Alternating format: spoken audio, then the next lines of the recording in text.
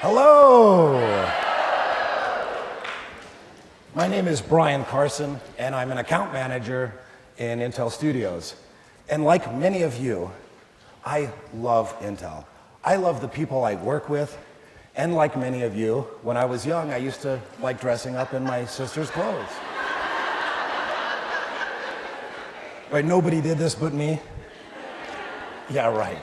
Well, before I completely lose my voice today, I wanted to let you know that I've worked at Intel for over 15 years. I've had a dozen jobs, and each of them are different.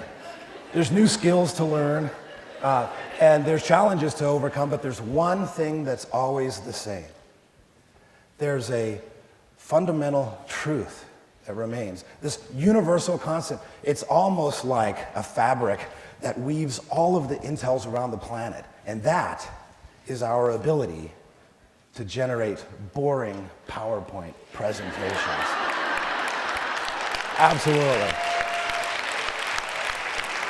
Not the kinds you're seeing today, but you know what I'm talking about. We've seen hundreds of these things, right? Superfluous facts and figures, and sometimes the font is so small, you can't even read it, right? And there's so much data, there's so many key points in the summary, it's humanly impossible to remember all of it.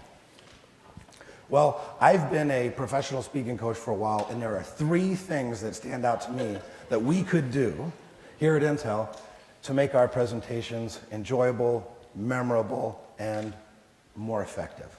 I want to share those with you today. The first one is to use compelling visual aids.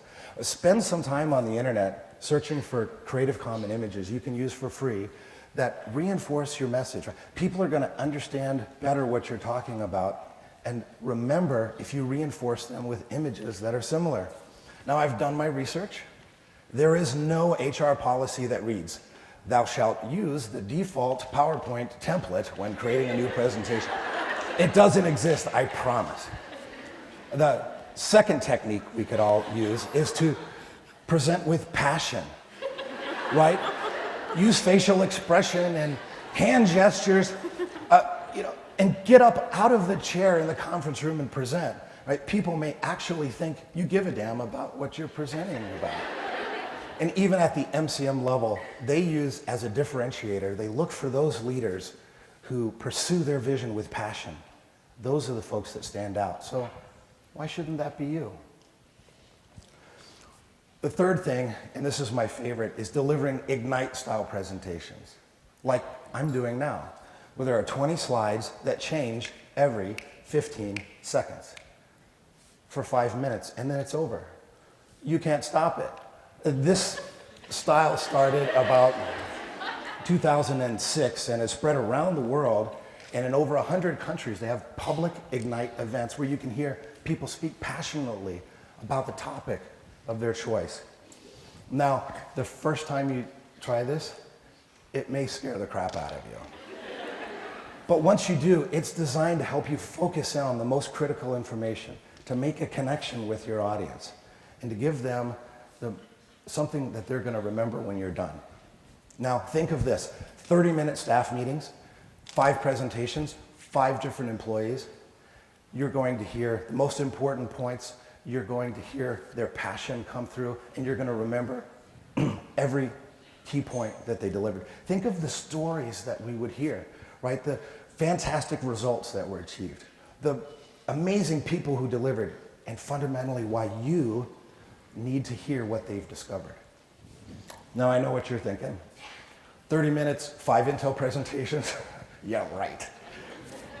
And they're going to be appealing, I'm going to remember them, and I'm going to care about them? Well, let me prove it to you. The next 4 people that come out here are going to deliver their own Ignite presentation about collaboration and why they're so passionate about it. Each one of them are going to give you something to remember, and 2 of them have never done this before. This is their first time. So your job is to cheer, respect, and support them, because this is hard to do in front of 1,000 people. And from up here, y'all look a little scary. I'm just going to admit it. I'm convinced that if we can collaborate together and take some risks to try things a little differently, then we can all make Intel a great place for presentations.